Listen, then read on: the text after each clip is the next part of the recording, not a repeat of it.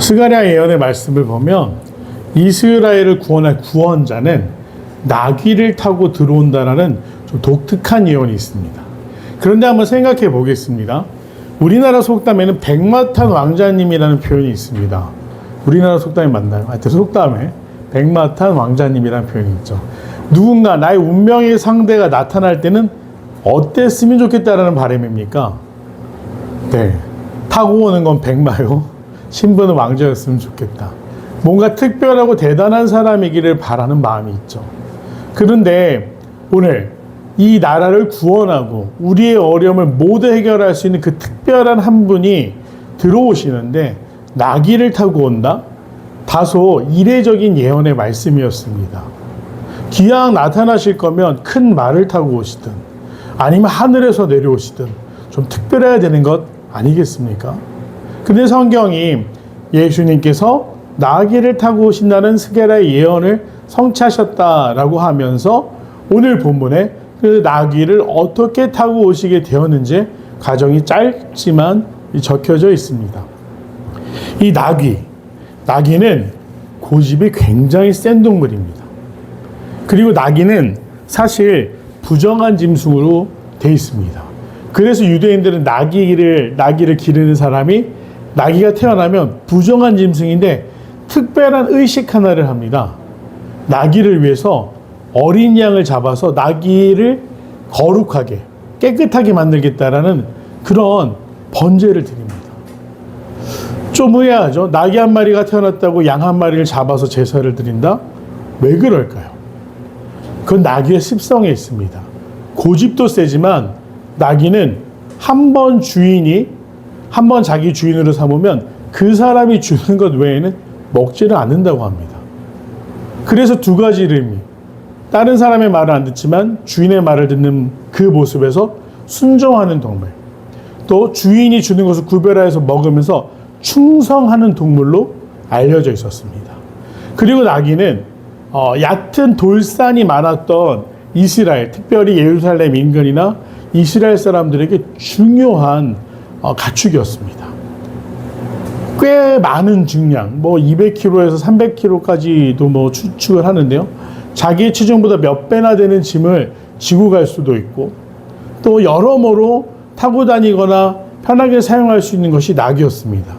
게다가 나귀가 이스라엘도 흔하게 모든 사람들이 가질 수 있는 가축은 아니었던지나 지체가 높은 사람들, 귀족이나 아니면 제사장 같은 사람들이 이동을 할 때 타고 다녔던 것이 바로 나귀란 동물이었습니다.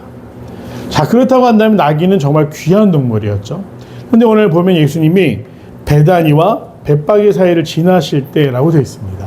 그럼 이 베다니와 벳바게는 어떤 고을인가? 어떤 마을인가? 예루살렘은 수도이자 하나님의 성전이 있는 거룩한 도시였습니다. 그런데 빛이 있으면 바로 옆에 뭐가 있습니까? 어둠이 있습니다. 우리나라 테헤란노나 휘황찬란한 건물들이 쭉쭉 높아져 있는 그런 도심이나 그런 지역에 가면 바로 옆에 또 뭐가 있죠? 유흥가가 있습니다. 베다니아 벳바게는 문둥병자들, 예루살렘에서 살 수 없는 부정한 직업을 가진 사람들, 가난한 사람들, 아픈 사람들, 즉 예루살렘에서 쫓겨나다시피 살 수 없는 사람들이 모여 살던 곳이 베다니와 벳바게라는 곳이었습니다. 한마디로 굉장히 없이 사는 동네였는데 그곳의 나귀 한 마리는 어떤 존재일까요? 굉장히 큰 가치를 가진 가축이었을 것입니다. 그런데 오늘 예수님이 제자들에게 말도 안 되는 명령을 내리십니다. 내가 맞은편 마을로 가면 아직 아무도 타보지 않은 나귀 새끼가 매여 있는 것을 볼 것이다. 풀어 끌고 와라. 사전에 협의된 부분도 없고, 아니면 그 사람이, 그 주인이 예수님과 친밀한 사이인지 아는 사이인지 미리 거래가 끝났는지도 모르는데 예수님은 저쪽 건너편 마을에 가면 나귀가 매여 있는데 특정하시죠? 뭐라고 특정하십니까? 사람을 한 번도 태워보지 않은 듯한 어린 나귀. 그래서 그 나귀를 데리고 오라라고 명령하셨어요. 그런데 뭐라고 명령하셨느냐? 주인이 왜 가져가냐고 하면 뭐라고 이야기할까요? 라고 했더니 예수님은 주께서 쓰시겠다 하라. 카드를 주신 것도 아니고 금은 보화를 주신 것도 아니고 말씀만 하셨습니다. 만약 우리라면 그 말씀에 순종하실 수 있겠습니까? 너 가서 저기 있는 차 하나 끌고 와봐. 차 주인이 뭐라고 하면 내가 쓰겠다고 이야기해. 가능한 일일까요? 그 순간에 도둑되는 겁니다. 남의 차 왜 탔어요? 잡혀가는 거죠. 그런데 오늘 제자들은 예수님의 말씀에 철저하게 순종했습니다. 이유가 있었습니다. 사회적인 분위기 때문이었어요. 두 가지 분위기가 있었는데, 하나는 예수님이 점점 많은 사람들이 따르고 환호하고 메시아라고 칭송받자 기존의 기득권 세력들이 이제는 예수님에 대해서 위협을 느끼고 그 예수님을 죽여야겠다라는 구체적인 살해 계획을 세우기 시작합니다. 또 반대는 그 분위기를 만들어냈던 원동력, 열기가 있는 거예요. 예수님, 우와, 이제는 예수님이 저 헤롯 왕도 보기 싫은 사두개인들 다 내쫓아, 위선자인 바리새인들 다 내쫓고 저분이 다윗처럼 우리를 통치하실 거야 라는 기대감이 한껏 고무되었습니다. 그러다 보니 예수님 옆에 있었던 제자들도 어떻게 될까요? 어깨가 으쓱으쓱한 거죠. 예수님이 가는 곳마다 환호가 터지고 사람들이 몰려나오는 것을 보면서 자신들도 이제 입신양명할 날이 얼마 남지 않았다. 곧 나도 한 자리 꿰찰 수 있겠구나 라는 생각을 가지고 있었기 때문에 예수님이 무엇을 명령하시던 예수님 말씀이면 이 순종이 온전한 믿음의 순종이라고 하기에는 부족한 부분이 있습니다. 왠지 아십니까? 이 이후에 제자들이 어떻게 하죠? 일주일 안 되는 기간 사이에 이것이 예수님이 예루살렘 입성하시고 토요일날 입성하시고 금요일날 십자가에 달리시기까지 그 결정적인 순간에 제자들이 어떻게 했습니까? 결사항전을 하거나 예수님을 위해서 자신의 목숨을 내놓거나 그랬나요? 다 도망칩니다. 하지만 이 순간에 그들은 순종했고 가서 나귀를 가지고 옵니다. 오늘 우리가 주안점을 가지고 볼 대상은 나귀입니다. 제자들의 순종도 비록 그 동기가 무엇이었는지 우리가 함부로 추론할 수 없지만, 저는 그렇게 높이 평가하지는 않았지만 이 제자들의 순종도 중요했지만 오늘 우리가 관심을 가지고 볼 대상은 이 나귀라는 것입니다. 예언은 왜 예수님을 나귀를 타신다고 했는가? 예수님은 왜 실제로 그 예언을 성취하셨는가? 이 일이 있기 전에 이스라엘이 하스몬 왕조라고 해서 알렉산더 대왕이 전 세계를 통일하려고 막 동진하다가 비명행사하고 그리고 제국이 4개로 나눠집니다. 그 중에 한 세력이 셀류쿠스 왕조라고 해서 중동 지역, 팔레스타인 지역을 다스리게 됩니다. 즉 그리스 사람들이 다스리는 그 정권이 세워졌습니다. 이때 이 유대인들은 나라가 없었습니다. 그들의 지배를 받게 되죠. 그때 독립운동을 하는 사람이 있었을까요? 없었을까요? 있습니다. 마카베라는 제사장 가문이 무장투쟁을 합니다.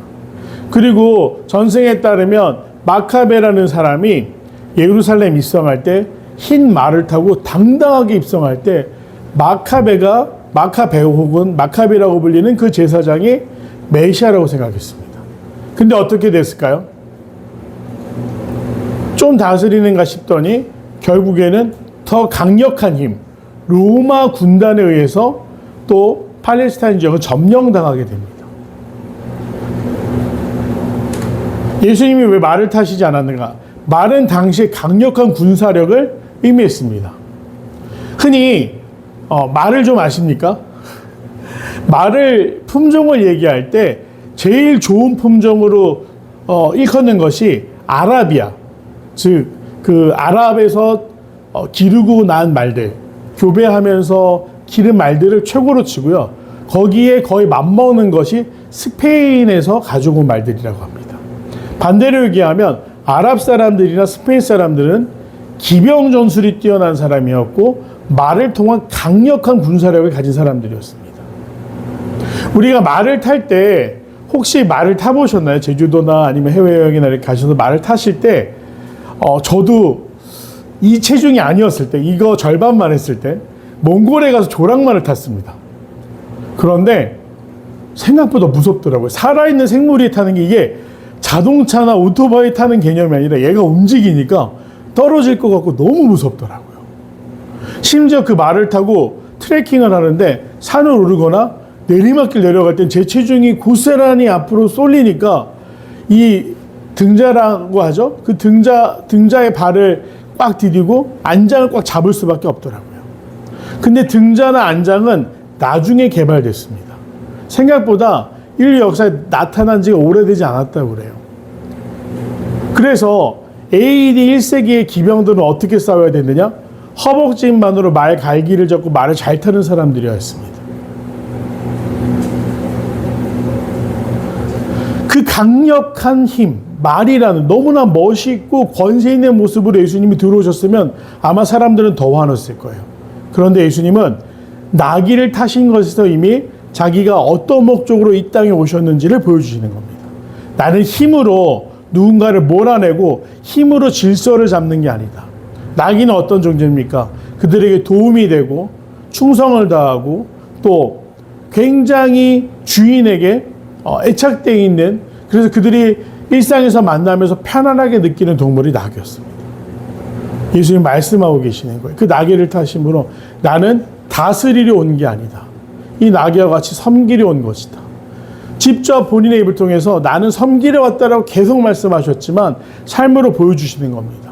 권세로 통치하려는 것이 아니다. 힘으로 찍어 누르려는 것이 아니라 사랑으로 감동 주고 섬김을 통해 너희들을 변화시키기에 내가 이곳에 왔다.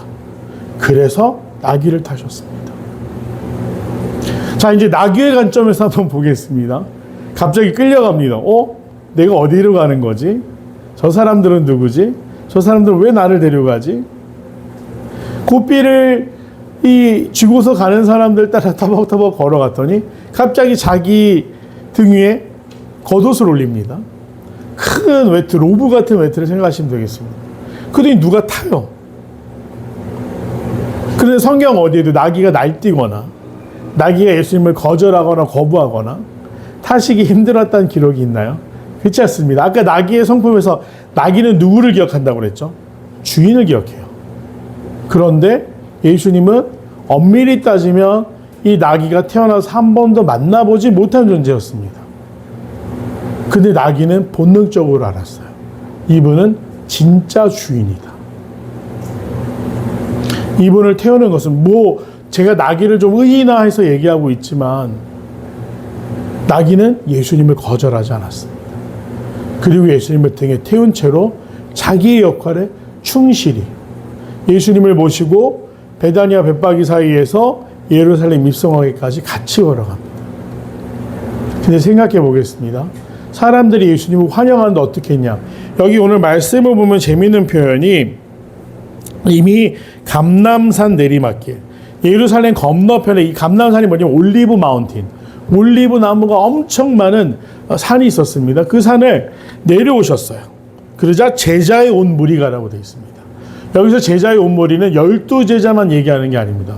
12제자는 수행을 하는 제자였지만 예수님을 늘 따르던 70인 전도대 100여 명의 그룹들, 예수님께 직접 가르침을 배우고 따랐던 모든 사람들이 뭐라고 외쳤냐면 큰 소리로 하나님을 찬양하여 이르되 찬송하리로다 주의 이름으로 오시는 왕이여 하늘에는 평화요 가장 높은 곳에서는 영광이로다 라고 외칩니다.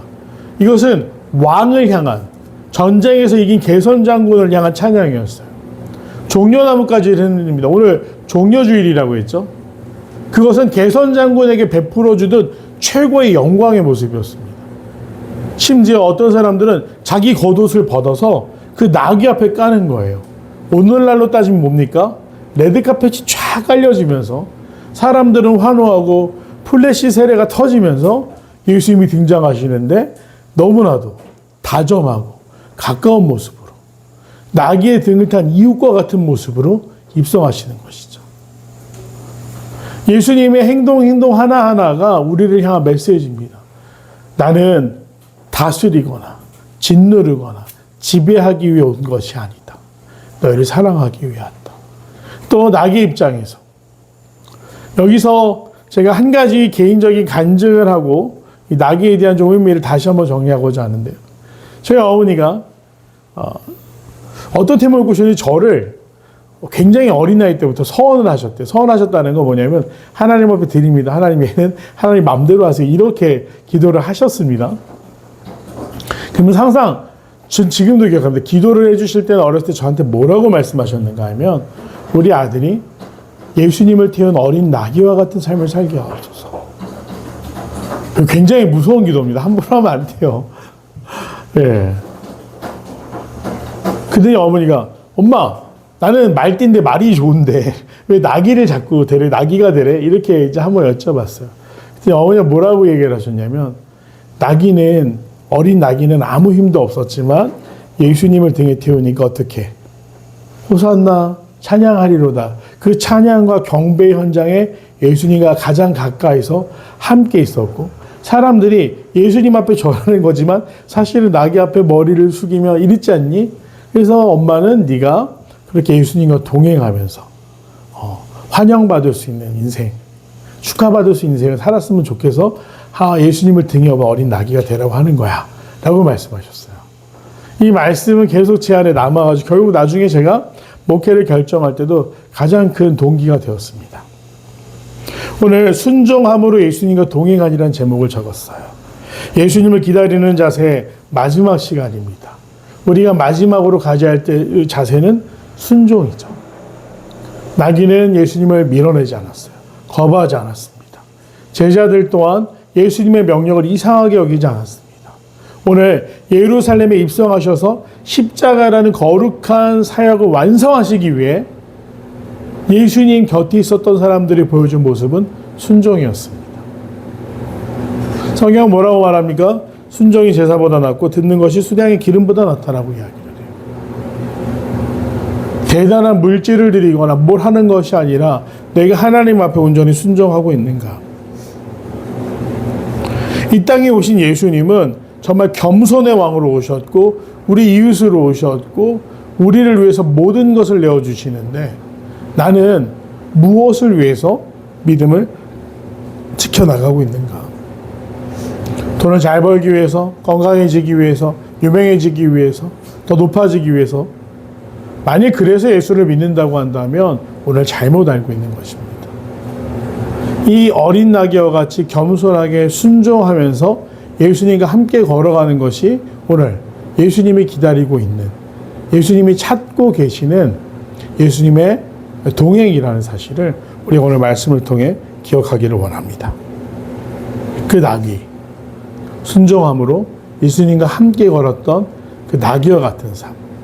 비록 사람들은 나귀가 말보다 비천하다 말할 수 있습니다. 볼품없다라고 이야기할 수 있습니다. 하지만 그렇지 않아요. 예수님이 필요로 하시는 존재가 누구인가? 그의 부르심 앞에 순종할 수 있는 사람, 순종할 수 있는 존재라는 것을 기억하시면서 오늘 말씀처럼 주님 부르실 때 주께서 쓰시겠다 말씀하실 때 내가 여기 있습니다 라는 응답으로 화답할 수 있는 귀한 성도들 되시기를 간절히 소망합니다. 기도하겠습니다. 은혜와 자비가 풍성하신 아버지 하나님, 주님 내가 여기 있습니다. 주님 내가 여기 있사오니 나를 사용하여 주시옵소서.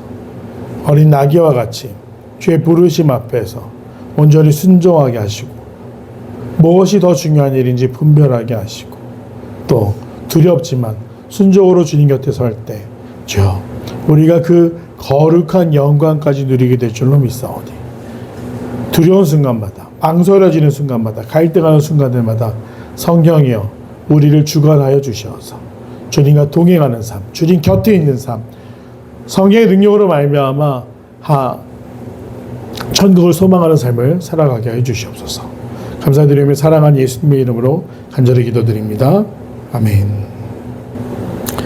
이제는 이 땅 가운데 겸손의 왕으로 오시고 그 어린 나귀와 같이 우리를 위해서 십자가를 감당하신 예수 그리스도의 놀라운 은혜와 우리를 사랑하셔서 그 아들을 죽기까지 우리를 위해 희생시키신 아버지 하나님의 크신 사랑과 오늘 우리와 동행하시사 우리의 능력이 되시고 경건하게 하시며 또 순종할 수 있도록 우리의 마음을 주관하시는 성령의 내주 역사하심이 주님 앞에 나와 어린 나귀와 같이 순종하기로 결단하는 귀한 성도들의 삶 가운데 영원토록 함께 하시기를 축원하옵나이다. 아멘.